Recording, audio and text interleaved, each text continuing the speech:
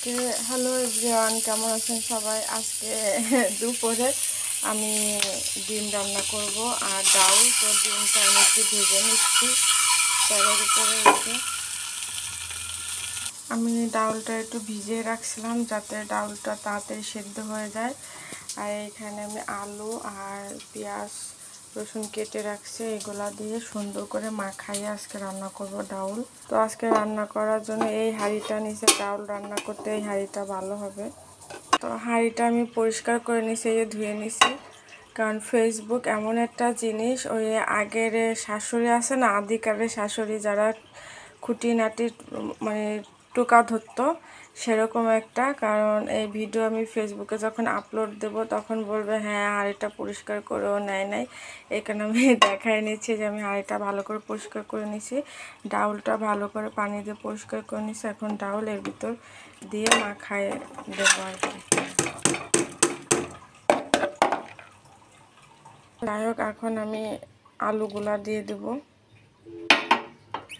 আর আমি ভাবছি প্রত্যেক শুক্রবারে শুধু বড় ভিডিও দেব, কারণ কাজের অনেক আমি রেগুলার বড় ভিডিও দেব না, শুধু রিল ভিডিও দেব।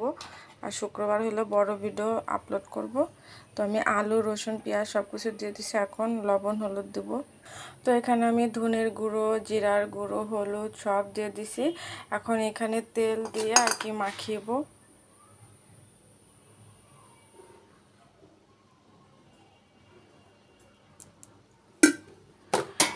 এখন এটাকে আমি সুন্দর করে মাখিয়ে নেব।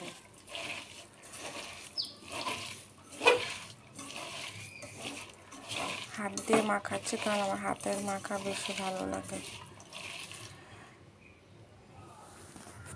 এই তো ডাউলে পানি দিয়েছি অফ ক্যামেরায়, কারণ সব কিছুতে তো ভিডিও করা সম্ভব না, যেহেতু আমি একা ভিডিও করা লাগে। আর এখানে ভাত বসিয়ে দিছি। তো এটা একটু বলক উঠুক, তারপরে সেদ্ধ করা যে ভাজা ডিমটা এর ভিতর দিয়ে দেবো। তো আজকে মেনু ডিম আর ডাউল।